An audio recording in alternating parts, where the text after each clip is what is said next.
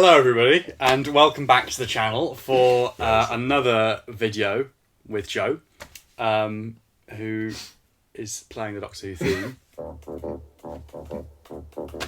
much like Maestro did in The Devil's Chord. There we go. Enough of that. Enough of that. So, today we're going to be discussing the Season 1 premiere. We're going to be discussing whether it works or not, in simple, blunt terms. In blunt terms. With Space Babies and The Devil's Chord, the first two episodes of this new season, but also not the first episodes of this era because of Ruby Road, and it's all a bit complicated. But anyway, going to be discussing that, and then I suppose kind of getting into some thoughts about the rest of the series as well, and where that might go.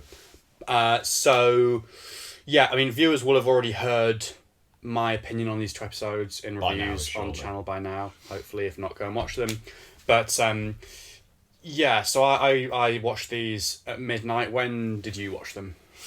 I tried to stay up for midnight. I watched, I think, most of the entirety of Simpsons Season 5. I nearly went mental. This was after work, so I'd got home from work and I was like, right, I need something to do.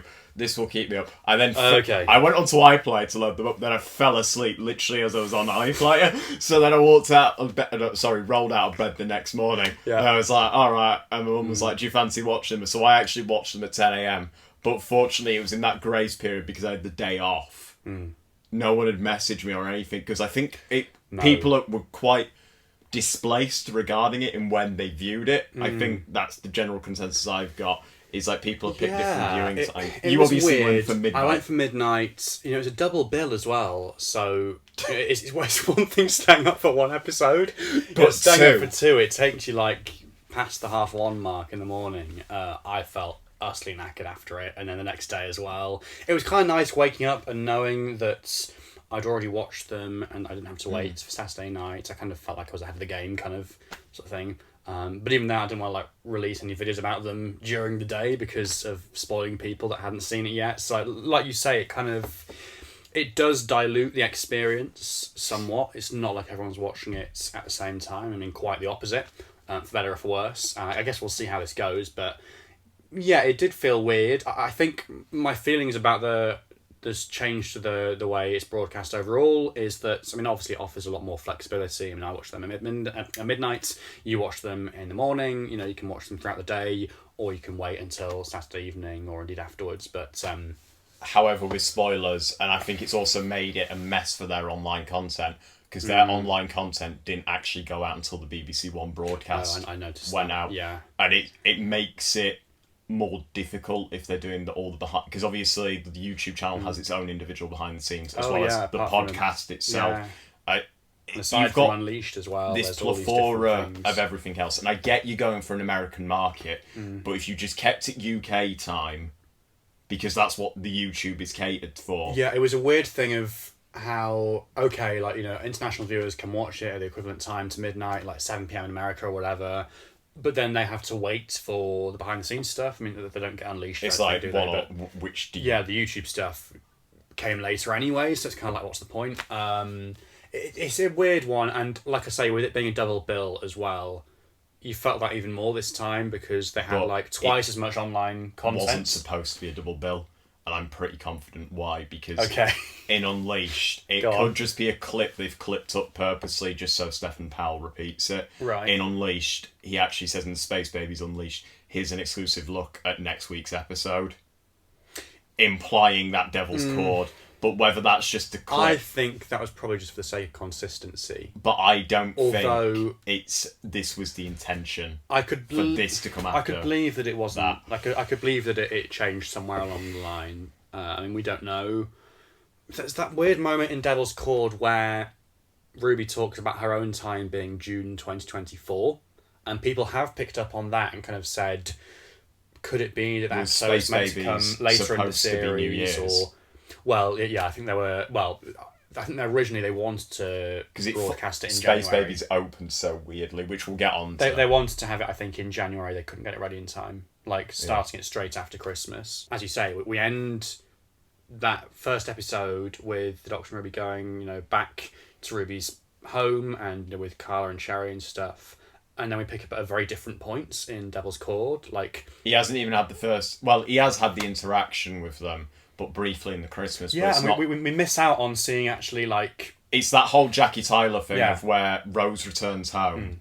It's Ruby returns. And there's going to be some more because we've seen that scene in the trailer where she's like, promise you'll keep my daughter safe. But I kind of felt like, well, why wasn't that at that point? We've kind of like missed out a whole interaction between those two now, which feels a bit strange given how early it is. But I don't know. So should we get onto Space Babies? Kind of talk about things or try and talk about things chronologically. As an opener, your opinion: is it a failure or does it work? It was kind of okay. It's had moments. It had some nice sentiments there, nice visuals, nice moments between the Doctor and Ruby. You were kind of going through the motions a bit like you always do with a new Doctor or a new companion, like hearing stuff that, as seasoned fans we've heard before, like Tardis stands for this and, XYZ, and this is how the chameleon circuit works. I did feel with all the kind of child-friendly stuff, maybe, I'm not sure how kind of like international viewers and Disney viewers would have responded to that as a first look at Doctor Who. It's very weird. Like as a first impression. It's very odd. It feels like a mid-season filler, but what's odd is for the first 15 minutes, literally the story goes at like 1,000,000 miles an hour. They're in the TARDIS. And one thing I will say about Shooty's Doctor is one thing they are doing different with him. He is straight to the point and open as hell. Like, there's not a whole, I am the last of the Time Lords, no. This takes 3 episodes to build up to me confessing this in Gridlock. Like David to Martha. It is literally straight off the bat. It is, it's this refreshing, is who I am. It's and it's like immediately into it. But that it's so discombobulating because you go from the first bit of the episode being, right, we're in the TARDIS, right, we're in the Jurassic period, right, I'm the last of the Time Lords, right, I'm this, I'm a foundling, right, we're now on a space station, oh my gosh, there's a monster, run quickly, we're upstairs. As soon as they're with the babies and in the baby growth chamber, the plot just slows down. But it feels like they have taken something for the first I did beginning. Feel a little bit like it was kind of exposition overload slightly, wasn't it? I felt. And obviously we know that prehistoric scene was added in at Disney's request.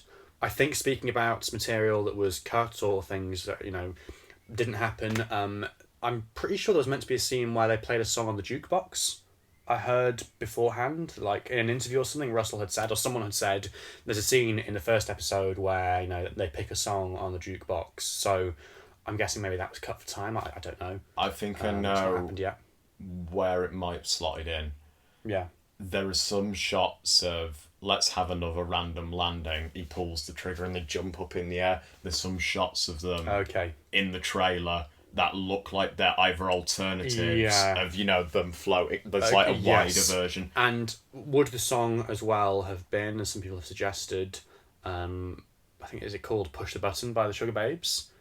Because of the whole push the button thing throughout the... Possibly. I did like that as a motif. Maybe they couldn't get the licensing. Maybe there was something, Because as we know, we'll come on to Devil's Chord, they could not get the licensing for Twist and Shout.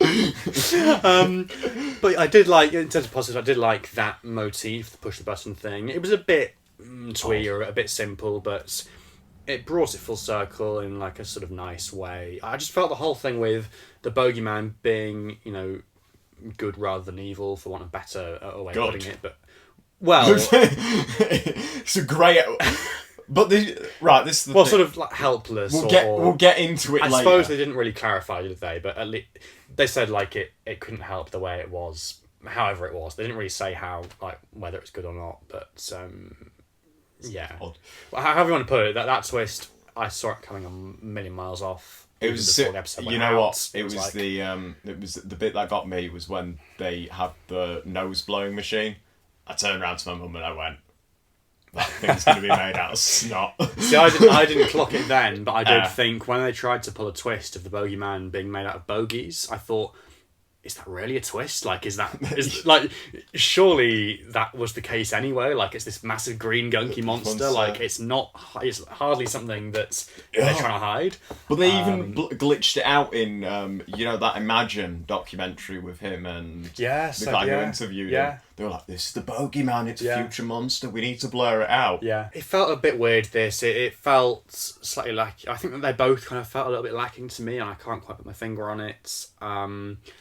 It's a great character piece for Shooty, definitely. Yeah, I mean, they were brilliant throughout both of them. I think everybody can agree on that. Really. And he has that really nice bit where he's with one of the babies, and he's like, the baby's like, "Did we grow up wrong?" And he has that moment where he's like, "No, nobody grows up wrong." Yeah. You know what I mean? Yeah. It has a really nice sentiment behind it. And the emotion that he brings to performance as well is really nice. He's doing 1,010%, but he is working with something that cannot emote properly because it's a baby. I'm sorry, like, they say a lot of things about the industry. They say, don't work with animals, don't work with babies, and there's another one they say, don't work with... I can't remember. There's a key phrase. Okay. But those babies, because they've had to CGI the lip movement to have them talking... Yeah, there's a really uncanny valley kind of vibe. It wasn't quite convincing, I felt. Yeah. They look so creepy. There's something a bit unnerving. I mean, I will say that when I watched Unleashed afterwards and saw the way that they achieved the effect of the babies moving around with, like, puppeteers in green costumes, like, pushing around the buggies and stuff, I thought, actually, fair play, and, like, with using wires to move them around and fake babies... Fair play in terms of the effects there, like the way it was painting achieved, them out effectively. Yeah, that was achieved well, and I did wonder how it was done. I wouldn't necessarily have guessed that was it. But then, sort of, I suppose we'll come on to this in a different context later on in the next episode. But it's like, I suppose it's one of those things where obviously that would have cost a lot of money. Was it the best use of that money? To spend everything on these babies, and you had one other guest character aside from them, Jocelyn, and there was no one else there in terms of guest characters for Doctor and Ruby to interact with or to meet, or it just kind of felt like obviously it's quite a contained piece and intentionally so, but I'm not sure whether that character and the babies and the bogeyman were enough to warrant it. To kind of work with. Yeah, I don't know. I feel like, but they said there was like 3 guest stars to this, that other than the main cast themselves. And I can't, unless it's the voice of Eric or whatever the main baby's called, I couldn't work out, other than the janitor, who the third one was. Because they were on... I mean, there were some cameos, weren't there? There was like a Susan Twist cameo on that. Yeah, briefly. The woman in the blue uniform. Yeah, which I have to say, actually, I missed that when I was watching it the first time. I love the fact that I missed that, because obviously they announced the fact that she was going to be in episode 2, and they're doing the same, it would seem, for the other episodes as well, which is a bit of a shame, but hey, I suppose we'll become more aware of her as the Doctor and Ruby do, and it'll just kind of build. But yeah, I don't know, it felt a bit weird. It was a means to an end, I think, much like a story like Smile, where you're establishing a Doctor and companion's relationship. There are a couple of nice character beats there, like with Ruby realising that she's made a mistake by telling Eric to be a hero or whatever that was. It was a bit of a weird beat, but I kind of liked the fact that she comes out of nowhere. Had something to do. But then, yeah, I kind of felt she should have more to do, really. But and then that moment baby at the end, should have got eaten. I'm sorry. That would have added to the stakes. If that kid got nommed by that big great creature. But I could tell they weren't going to do that. I could tell it was going to be kind of everybody lives happily ever after. No, that's not Doctor Who, they all die. Well, yeah. I'm sorry, that kid should have got eaten by whatever the hell that thing was. A different direction, and maybe a better one, who knows. But they were on about this episode being really creepy and having a horror element. Yes, and I thought the title thing, the videos they did to reveal the titles, that kind of promised scares with the silhouette of the monster there, but it just didn't quite deliver flat on that front, I don't think. The monster's shot really well. Yeah. It's just the way it's scored, because some of the music, it's a bit plonky don when it runs down the corridor. It's the music doesn't. It's a bit like the Slovenian series 1, where they look a bit ridiculous because of the track that goes with them. Yes, and again with Slovene, having these things, obviously bogies, snots, the whole thing with the methane or the nappies at the end is very much kind of of that same, like, coming from that same place, isn't it? As the scene, the burping bin, whatever. For better or for worse, I don't know. I mean, yeah, it's one of those things. Has Doctor Who, like, when was the last time Doctor Who was that kind of child friendly or child-ish, for want of a better phrase? Because I can't really think of many recent examples of where the show's tried so hard to cater to a younger audience. Yeah, and I suppose we'll see whether that pays off or not. I don't think it will. I'm sceptical. I'm not sure. Yeah, like as I was saying, for the Disney audience, like if they're aiming it at kind of people who have Disney Plus accounts of their own, like teenagers or whatever, or older, like I'm not sure how that would land. Because are they aiming for kids on Disney Plus? I don't know. Maybe. I think what they're trying to go for is the Stranger Things audience, which would be from ours age to sort of teenage, a bit younger than us. Yeah, but not like the very youngest. Not the very youngest. I think that's what their audience should be, but they're not. The TV landscape has changed, and if they want to be on a streaming platform, realistically, you don't make it a kids. It can be catered towards kids, but just whatever that was, it's just. I have nothing but to say it was the equivalent, and I said this yesterday. You saw on my Instagram story. Yeah. I described it as Love and Monsters. That's where this falls. It's like that mid-season romp. Love and Monsters was good though. It's good in a bad way. Yeah. I think this is one we'll look back on and we'll laugh at, but it's just like for a season opener, when you compare it to something like 11th Hour, yes, Rose, Woman Who Fell to Earth, I would say. Woman Who Fell to Earth as well. Those are three strong contenders. Or even like Halloween Apocalypse as well. I mean, the most recent other series opener, like. But specifically for a new era. For a fresh and start. It feels so jarring at the beginning, going back to it, that Ruby walks into that TARDIS, because it just feels like it doesn't feel fresh. It just doesn't feel like that's a series opener. You know what I mean? I liked the way they opened by reenacting that moment from the end of the Christmas special.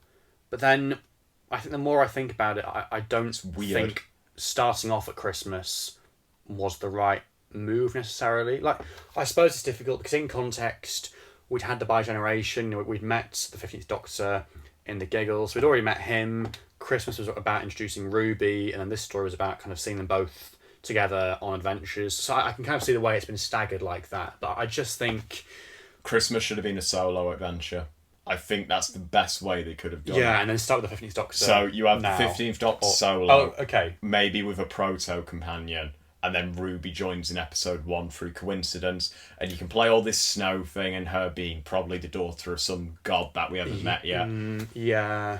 But I just don't think I'm a fan of... And even with Christmas Invasion as well. It's a similar sort of thing with that. Where it's not a bad story, really, but like... I just don't think the series was established there. That's the difference, is that this is still... I guess so, but even then you had like a story like New Earth afterwards, and it's like a series opener, very much like this, which feels a bit goofy and strange, and like watching that back, it doesn't really feel like everything that comes afterwards. It feels very kind of goofy, and like the Doctor and Rose just like larking around and being silly, and it's not really kind of setting the groundwork or the tone for the rest of the series. I think that way of doing it, launch at Christmas and then having a series launch after that, it just feels a bit odd, a bit weird. Yeah, and considering, especially, this is the Disney official. They did a big launch for this, so can you imagine that you've got all that press there? They might not have even seen Church on Ruby Road. Some of them might have done their research. They might have watched it and the free specials. Yeah, but some of them might have literally just been invited as press or influencers. They might have just turned up and gone, what the hell is this? You know what I mean? There's no way to sugarcoat this episode. Like, in my opinion, it is genuinely just terrible, which is why I think it's been lumped in with the Devil's Chord. Because it would have been underwhelming just by itself. If it was just that on its own, would you have kept the traction for the series? And it has those nice moments in it, like when it randomly starts to snow, because the Doctor is aware that weirdly Ruby seems to have these memory powers where she can actually manifest elements. That's all really ominous. And like ending with that shot of snow inside the TARDIS as well. I mean, great, like all this stuff. And he's scanning her DNA. The more serious stuff and the ongoing mysteries. That was nicely done, I felt, and the music in those moments as well. It all feels very kind of like... It's a different way of doing a story arc, which I like. The Doctor's a bit more... he's been around a bit now. We haven't seen that, but he's on the ball. Like, he is... He's noticing things. He is like... You're a trap. Yeah. He's sat there like... Because he even says, all honesty with me, was anything left? No. You know, he actually says to her, you know, from a birth mum. Oh, yeah, he kind of confronts all that stuff head on. Piece of paper, he's immediately on it. Yeah. And one thing that's quite nice is because people have been comparing it to basically a knockoff Rose, what they've at least done is immediately they've gone off the back that they cannot go back. Yes, because he is so intertwined with it now that if that causes a butterfly effect... Although, of course, there is more material... Shot at that location that we haven't seen, so there will be some flashback or something or other. Do with time ripping apart. That involves her, we saw a bit of that in this story. There'll be more to come. So I think regardless of anything else, I am still really invested in all that stuff and the Susan Twist thing and where that's going. Speaking more broadly about both episodes and the series as a whole. So on to Devil's Chord. Should we move on to Devil's Chord? Yeah. The stronger of the two for me. I don't know for you. Yeah, I think I probably would have said the same up to a point, or a number of points, a couple of points in that episode. Like, definitely if the musical number at the end either hadn't been there or if it had been integrated better, because that just really soured it for me, sadly. The way that should have been integrated is the chord, the opposite chord, to send Jinx back should have been the foundation for the musical number. And then the Foundling chord. They composed a song. A song based off it. And that would have been such a better... And rather than just like cutting straight into this really polished musical number, we see them actually, trying to work it out. The process of that, trying to work it out, seeing Shooty and hearing him sing, because we were told beforehand, apparently he and Millie both singing this, and you can hear Millie's voice when she's singing with Cilla Black, but I don't think I heard Shooty's voice at any point. Maybe it was mixed in there somewhere. If it's in I'm guessing it probably was, but like you open with that shot of him there at the microphone singing and dancing, and you can't hear him at all, and it sounds like someone completely different. So weird. Yeah, it like even if he can't sing that well, I mean, we've heard a bit of it in Golden Song, but even if it wasn't as polished, just do it anyway. Like, it doesn't all have to be polished. It would have been funny. It would have been nice to hear what he could bring to the table with that, and just hearing it build up rather than having the whole song immediately there, from the word go. It just felt weird. It felt tonally off. It felt random, tacked on. Like we say, it would have been so much better if that was integrated in. Because I actually wasn't against the idea of a musical number. Like, when I saw those shots in the trailer, I wasn't even against the idea of a musical episode. No. And it kind of felt like this was trying to... It felt like this wanted to be that, but it wasn't committing to it. If they bring... I think they go full commitment to it. If they bring Jinx Monsoon's character back as the maestro, the whole episode is they have to sing in song or they die. Yeah, exactly. You know what I mean? They come out of the TARDIS. Because if it's an entity that physically feeds off music, then it would make sense that it sucked the entire life force that it was showing in the episode, but there wasn't quite enough of that. So say they come out of the TARDIS, the Doctor and Ruby are right into song immediately. They both look at each other and they go, that's weird. Yeah. You know what I mean? And then that's the way you have the musical episode, is you actually have it as a plot line and a through line that if they stop singing, they die. You know what I mean? Or something. But it also felt weird how we obviously have that Pyramids of Mars style scene where they go back to apparently June 2024 for some reason, 6 months time gap. It definitely ain't June 2024 that. But it kind of felt weird that they didn't go back to the present day at the end of the episode so that Ruby could kind of get that reassurance that everything is okay. Yeah, like kind of the end of the world, for instance, with the chip scene. That felt like it was missing, and again, it kind of felt like they went with this option of doing the musical number rather than doing something like that. And I didn't hate like the bit directly after There's Always a Twist where they exit the studios with their umbrellas and they walk back across the zebra crossing. No, that's so badly done. The way they the way they play the piano by dancing, it's awful. On the crossing, yeah, it's awful. That I don't understand they're not even line up. They're not even lined up correctly. I know they've rushed it. Yeah. Because it was chucking it down that day when they filmed it. It was absolutely, but they've rushed it. But they're not even on the keys correctly. And you're just looking at it like these keys are illuminating and their feet aren't quite. It's a bit like when the Dalek lights are out of sync with the audio. I have to go back and check that shit. I didn't realise that. I mean, I did wonder like how. You don't want to be too much of like a finicky person about it, but like how are the keys? Like how are the stripes lighting up? What's the logic there? How's it working? And what is happening? Is everything just now explained away as it's the toy maker and all this stuff that's happened? There are no more rules anymore. Well. Okay, but I don't know. It's nice. The maestro is the child of the toy maker. Yes, that's a very nice subtle touch, and it's like, and the way that they sang the giggle as well. And they had a little audio clip of Neil Patrick Harris there. That was a really nice touch, kind of linking everything together. I like that. And it sort of builds that all these are somehow interlinked, and it makes you initially think that the toy maker is the big bad. Yes. Who was like, but there's obviously something more. Whoever. Now, the question I've got off the back of this, because obviously Maestro clearly says the one who waits is almost here, and how could he have been there that night? About Ruby. Okay, but are they the same person? Yeah. Do you think? Probably. But my thing is the one who waits surely has to be a classic Doctor Who villain of some level and magnitude. To label them the one who waits, it can't be someone new, because the one who waits implies that they've had an interaction in the past and they are waiting to break free. But Susan Twist kind of fall into that category, sort of. I mean, not of being a classic Doctor Who villain, not maybe she is, but like, I kind of feel like that's what it is. They've said it's just new monsters and new villains in this series, and I kind of feel like that will be the case. I mean, I'd love to, or be prepared to be proved wrong with that. Who do you think it is then in terms of classic? The one who waits. I wouldn't even want to harbour my bets on it, because I feel like it's just someone you think from the because now that you've said that, part of me thinks like the logical sense would be, so for the finale there is something in the unit vault that is a crucial part to the finale, and it is from the John Pertwee era.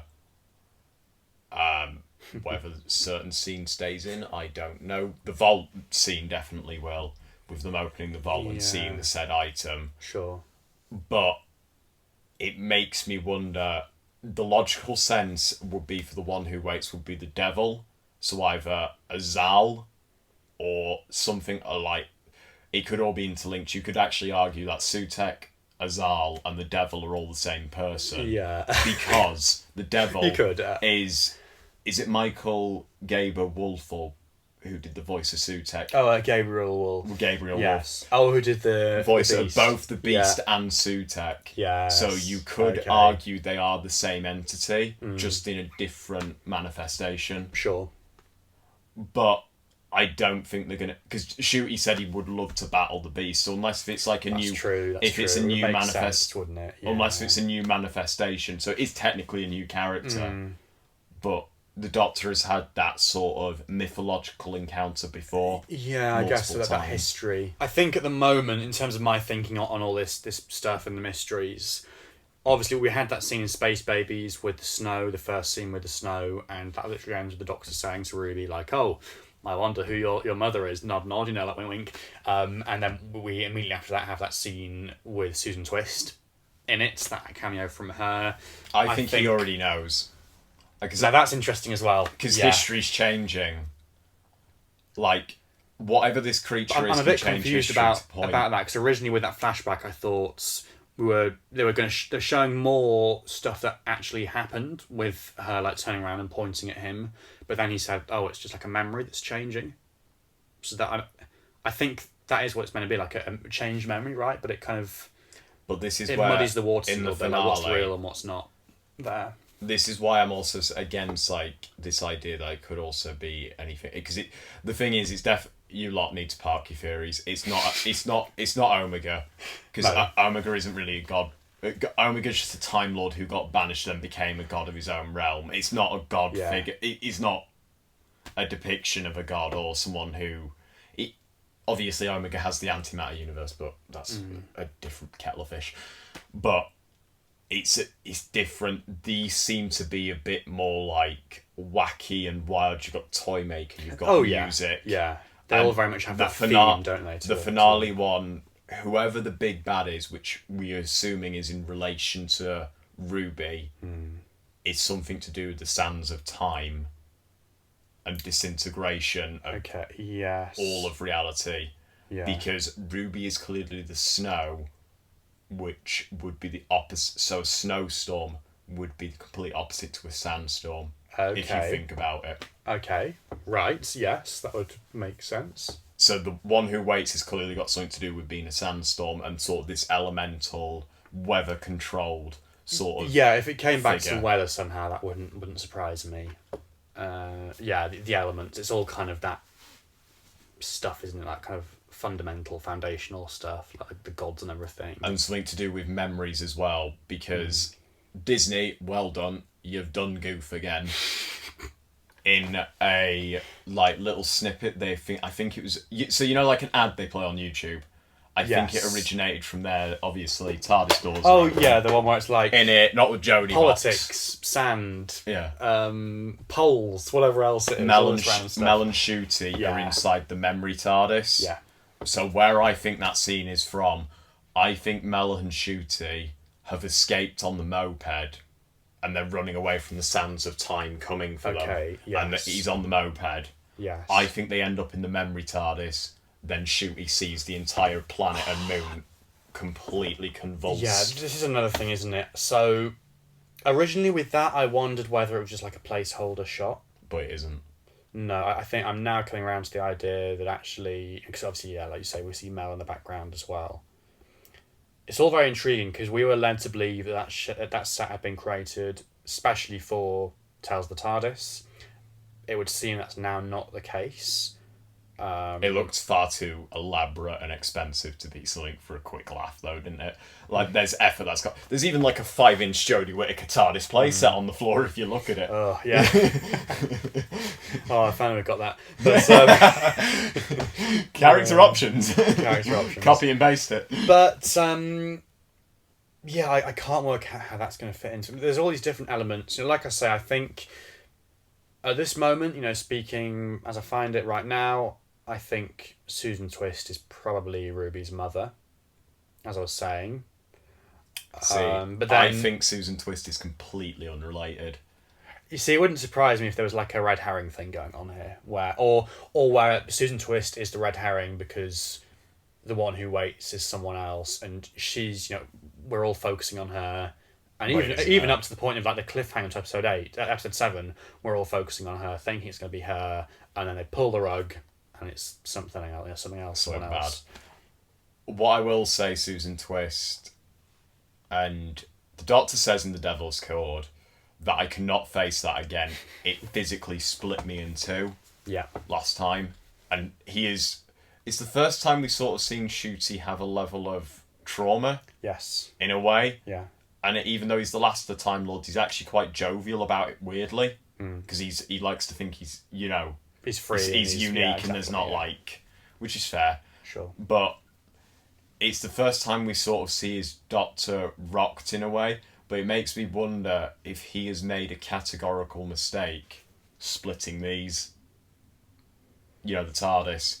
Yes. Because he hits it with a hammer, so he does exactly the same thing the Toymaker does, but he does it himself to the TARDIS. So would that mean though that the 14th Doctor's TARDIS is somehow involved, or do you think there's like a separate TARDIS or a separate entity? I think entity that's been released. The way, and Russell, this would be your absolute golden opportunity to do this. You do not bring the 14th Doctor back at all. The 14th Doctor has ended up somewhere, probably died or whatever. But his TARDIS has been sat there, and because it's a bi-generation would imply that it could be like two personalities. Okay, yeah. All of the mischief and evil from the TARDIS, because it has had odd moments in the past where it's taken him back to events which are just insane. Yes. This thing is like pretty much trying to get him killed 24/7. Mm-hmm.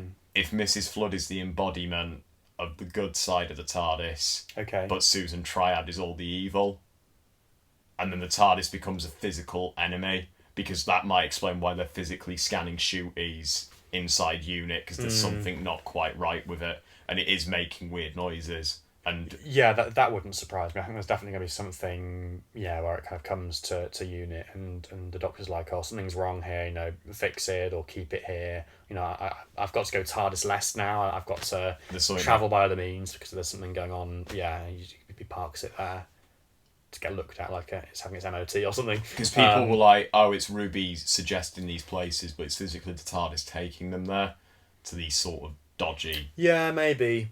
I wonder whether that's kind of overthinking it, though. But I think it'd be a really good villain. It would be a nice twist. It'd be like a Mr. Smith's twist at the end of season 1 of Sarah Jane, where his home is literally turned against him because it's had its personality split. That's just my thought process on it, because I don't understand how all this... Oh, the TARDIS is getting more volatile in the time vortex. Yeah, the sparks. Even the way it's like landing now, it's different. It's crashing into things. You know what I mean? It's... Okay, yeah. Yeah, maybe. I just wonder... I don't know. I think that there are so many coincidences here, like with the whole S-Triad thing and the anagram of TARDIS, and is that a red herring or is that something deeper? The fact that someone literally called Susan Twist is supposedly the Twist, and it's like... It's so difficult to get a grasp on where all this is heading, and there's so many things as well, so many. But does it mean things that have been set up? Is going to be overbaked because is it just going to be too much? Too many cooks spoil the broth. There'll be some stuff that's not answered, but like Mrs. Flood is clearly not going to be answered this series. I don't think we'll see her again at least once. We know that. Is it the Vegas episode? Oh, that.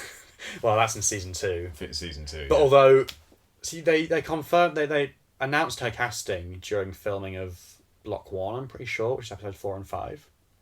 I don't see how she... Well, and we know that Carla's going to be in that episode as well, I think, episode 4. And that is an episode itself. Maybe we could speculate a bit. And I've got the... in Radio Times here, the comments from Russell about all these other episodes that we've got coming up. I mean, 73 Yards is definitely one where it's like there are so many different elements here with the politician dude, with the Welsh coast and Welsh folklore. It's like and Kate Stewart and Ruby and the Doctor maybe going missing. How does this all fit together? Here's my theory. Go on. Squiggly face McGee woman, yes, whatever her name is in line with the weird politician dude, the space saviour. Yes. And people are still saying that she's Susan Twist, but it's a different actress. No, it's different. It's completely different. Yeah. I think that is the A plot of the episode. The B plot is all the weird shit on the Welsh coast. So there's like something going on, but they don't address it fully. It's very weird how the politician hasn't been in any of the trailers that they announced him, and then it's all gone very quiet there. It's not even in a description. Russell talks here about Welsh folk horror. We've got a local village pub. What a local wise woman. It is the Dr. Light episode, and I reckon it will have a... So this is where Russell said, is there 3 gods in season 1? I think just in the future, generally speaking, so maybe this series or next. I reckon when they filmed Unleashed, it would have been when 1 was confirmed, but 2, they were put into pre-production. Yeah. Based on time frame and scale. Yeah. I think the next God... There's going to be one in the God figure is in episode 4. Okay. I could believe that. The Doctor gets removed from the situation entirely. I think so. Like a trickster event, being deleted completely from history. Yeah. I think Ruby literally just turns around. Ruby goes to unit or something. And, the TARDIS sits there, and that's where that great scene with all the flowers on it. Everyone thinks he's dead or something, and there's something not quite right going on. But because there's so much going on, and Ruby's pushed out of her comfort zone, she deals with the A plot, but the war between the land and sea. The Doctor picks up on something stirring, which will go into the spin-off later on, which I wouldn't be surprised if we revisit he that says, Welsh coast. Apparently, he looks at the coast and says, "It never ends, the war between the land and the sea." And also of note, we've got a quote. It's said that he walks through the gaps, the spiteful one, with the villagers living in fear of a scroll bearing the legend, "Rest in peace, Mad Jack." We've got Sian Phillips there, Dame Sian Phillips as Enid Meadows. And there's other stuff as well, but that seems to be the most kind of intriguing episode, I think. It's got a lot going. I think it's got probably a lot going on a surface level, and I think it's gonna have an A and B. But I feel like it's gonna be a weird episode, but one of them doesn't get solved for a while. It would make sense as a kind of tentpole mid-season installment, to leave some things hanging, to set some stuff up, to develop some stuff, and spend more of the runtime, rather than just being standalone. And even if Susan Triad, say, is one of these god figures or whatever in disguise, if these gods all respect the one who waits, playing into your theory again, I personally don't think it's probably Susan Triad who's the god figure, the main one. It could be if these are like her acolytes, does that make, so like... the ones dedicated to following her.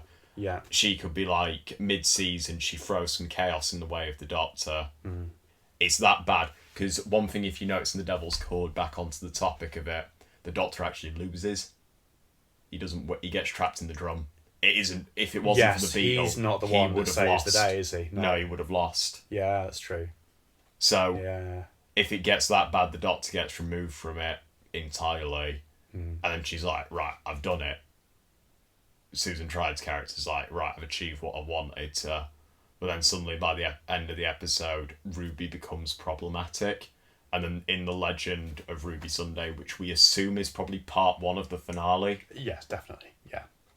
The legend of Ruby Sunday is when Susan will target Ruby. I think by that point in the series, here... the TARDIS is on a top secret mission heading straight for Unit Tower in the middle of modern day London. 10 floors below this thing is waiting, this long buried secret from the Third Doctor era. Ruby's mother holds a vital clue that might change her daughter's story forever. Plots, hints, secrets, lies, twists that have been mustering in the shadows since Christmas, and unleash an absolute snowstorm of horror.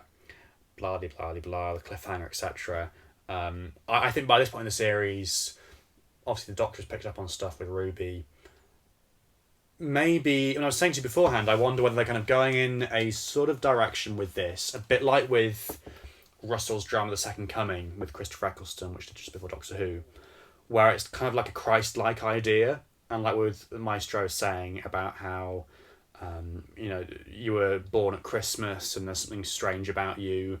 I wonder whether Ruby is either one of these gods and doesn't know it, or is like related to one of these gods, or is one of these gods the human embodiment of exactly, God, which like allows Jesus. you to have your cake and eat it by having her remain human, but also having these connections. And I wonder, maybe, does she literally become the centre of attention? Does she become like the centre of a media storm where people are really picking up on something that's going on with her, like a modern day kind of version of Christ almost, or like the whole idea of the legend of Ruby Sunday, and UNIT are like there testing her and trying to work out what this thing is with the snow, and what exactly the hidden song is as well. Yeah, and this whole idea of there being something strange about her and trying to working out on what it is.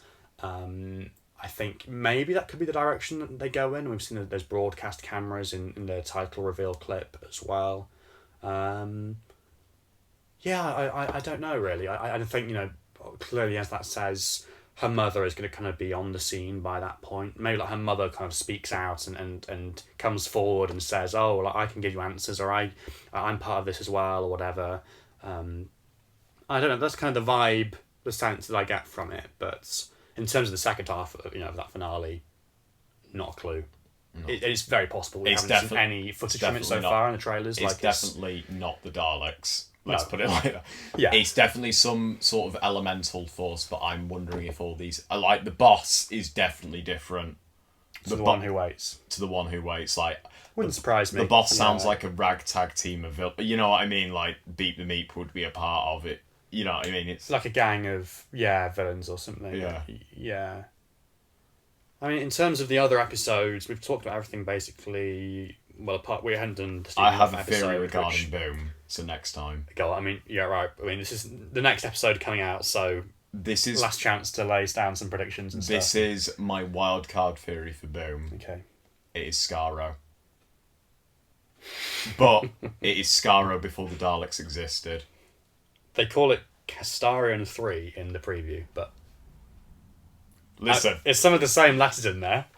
Castarian. But then Ranskra Kolos, you could also make Skaro from the letters in that. But here's my thing is, I could be way off in this. Russell said something on the podcast where he said, whatever you do, don't mention someone's dad. Father, yeah. Someone's father. I think it's like John Francis Vater or something, because they're all meant to be, or it would seem that they've all got like dog collars. I think it's the Return of the Clerics from Series 5 and something like that. Mm. So they've all got like religious names. But the best thing they could do is say they're in the middle of a war. So as we know from Genesis of the Daleks, they got more rudimentary with the technology as the war went on. Yeah, that's true. So they got to the point where literally the Fourth Doctor was like, they're using landmines and, stick guns. He was just looking at it like flying wooden blades and stuff, and all that kind of thing. And but what if this is the very beginning of the Skaro War, where it's all high tech, and literally it is a complete parallel to Genesis of the Daleks, but he's taking that cherry-picked idea of the Doctor being on a landmine, but it's going to be it for the entire episode. And maybe you don't hear, obviously there'd be nothing with the Daleks, but you get a brief cameo from Davros. Because that might also explain why Julian Bleach has been introduced as a version of Davros, and Davros is the dad. Oh, of Ruby. No, not of Ruby, but of whoever this person is that they're saying. Oh my god, okay. Yeah. I mean, that's possible as well. But you get what I mean? Like, oh wow, But can you imagine? It'd be a good. I'm not going to get carried away, but I mean, I don't know. I was thinking about it, I was like, this just seems very Genesis of the Dark. Like it's Skaro pre-Skaro. Unless if that was just the inspiration for it, but... I think it was probably just that, but I mean... I don't know. Who knows? That would have been a better episode, what I've just written. Well, we shall see, I suppose, with that one. My expectations for that and for 73 yards are high, I think. Higher than... I think that'll be better than... what we've had just so far. But we'll see. I mean, the only other ones we haven't spoken about then are Dawson Bubble and Rogue. I don't have too much to say about Rogue in terms of speculation. Maybe there'll be some kind of I have a really bad feeling about the time agent. What, Jonathan Groff? Yeah, I wonder if it is literally... I think it's a new character. They've called him Rogue. Well, I mean, that could just be like a pseudonym or something. Exactly, but I think on the topic of I don't think it's Captain Jack, I don't think it's they do not need to go anywhere near it. No. But they should just leave it, and that would be the best way possible. I don't think there'll be anything like that. They just need to leave that alone. But even then, he is clearly written like Jack. Oh, yeah. And it's a bit like, what is that character? Given the controversial, I'd steer away from it. You know what I mean? There's A, it's a historical setting. Yeah. B, it's a time agent. It's a Russell T Davies American accent. It's American accent. And guns. Clear actor as well, and all this hidden stuff. Spaceship. Yeah, I mean, there are so many parallels there. I think it is literally just Russell doing a similar beats, but it's very coincidental. But I don't think there's anything more to it than that. Maybe I'll eat my words. I don't know. But it's weird that he's got a scanner of the Doctor, and then it comes up with a picture of David Tennant's face in his ship. I hope we see them all, though. I hope we see all the Doctors. Can you imagine if it's just David? It's just his head up, floating in space. I sincerely hope not. His face is just like, oh yes! He's just on FaceTime with the nobles. Wilf is shooting moles in the background. Yeah. Wilfred! I mean, I don't think we're going to see the 14th Doctor again, but it's possible, isn't it, we're going to get a reference. No, but this is what I was going to say about. It's possible we're going to get a reference with Rose, saying, "Oh yeah, he's chilling back home, or he's off on Mars, or something." Or Russell, we're seeing her, aren't we? But this is your ample opportunity. Rose subtly mentions the 14th Doctor has gone somewhere, and it's gone bad. I think it's the best way of making the Valiard. and doing this. So, between the 12th and final incarnation, we officially don't know when the Doctor's final incarnation is now because of this whole extended version of life.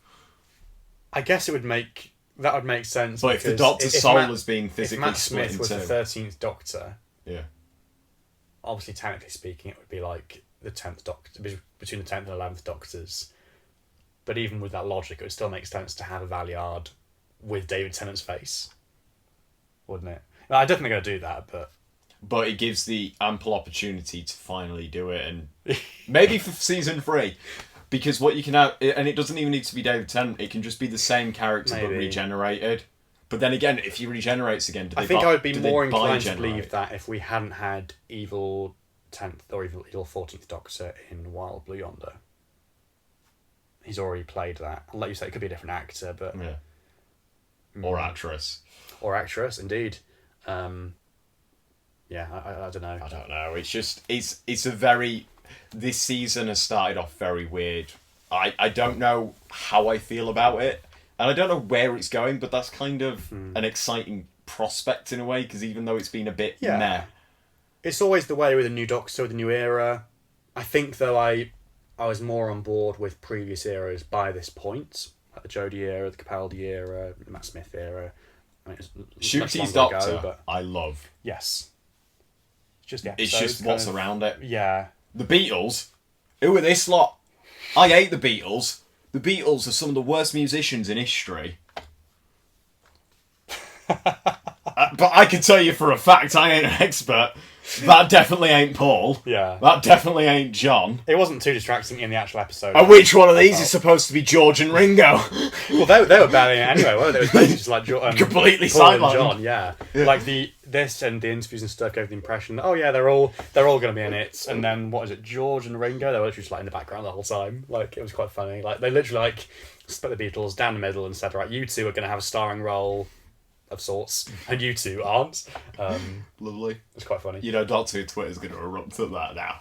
He said he hates the Beatles! Any predictions for Dot and Bubble, the only one we haven't talked about? Dot and Bubble. We've got this character called Lindy Pepper Bean. Lindy Pepper Bean has the best life. Every day she works hard, then goes to Club Aqua with her friends Hoochie Pie, Alan K. Sullivan, Jimbo Fennell, and the gang. Alan K. Sullivan, confirming it now, is a descendant of Harry Sullivan. But sometimes Lindy catches something in the corner of her eye. What's that gurgling, slobbering, munching sound from round the corner? It's a relative of the Fendal. I don't think it is. Nah, it's a relative of the Fendal, that thing. Maybe the Doctor and Ruby can help, but they're facing dangers of their own. I think with this, it could also Is it Love and Monsters? Well... That's what people... It wouldn't surprise me. But it's a similar type thing where we've got this... I think the actor is Kaylee Cook playing Lindy, whatever she's called. I think... We've been told it's not just a guest part, it's like a prominent part. I think she's the centre of the episode in the same way that Alison was in Love and Monsters. And they bookend it. And the Doctor and Ruby... Maybe the Doctor and Ruby scenes were all filmed in one place. Maybe they're like... Because we've seen that thing around her, haven't we, with all the screens and stuff. And it's like a futuristic colony. Maybe they're literally like in her ear or something, like instructing her, how to solve a scenario or something. Maybe they're trapped somewhere and they're literally like on FaceTime or something, or the kind of modern day futuristic equivalent of that, where they're trying to hack into the perception. They're trying to hack in and help her save the day remotely from these things that obviously feed off people's minds to some degree. So yeah, something like that. And. Yeah, I don't know. Obviously, we've got those... It's a very shooty light series, though. If you think... Because I can't remember the exact filming block. Well, this was filmed first with 73 yards. Because obviously you would have had a million episodes. He would have sex at that point. Yeah, so...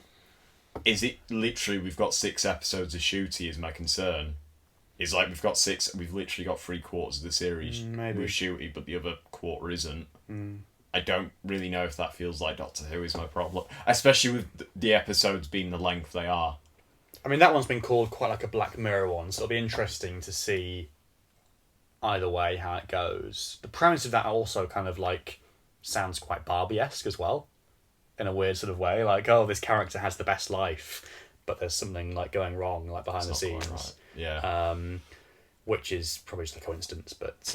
It's a colony under threat from something like the Macra. It's like some weird creature, but they're using technology to their advantage. But what if it's just like her and just in her... Well, not just in her head, but just affecting her, or like with Elton, it's something all revolving around whatever the heck that character was called. I think... Like she's being hacked or she's being violated. Yeah. Elton reincarnated. He's a great-great-great-grandfather or something. Yeah. And Ursula's the grandmother. She's a slug. Yeah. That's your spin-off. Oh, I would like another kind of Love Monster style episode. That would. What do you mean? We've just had one.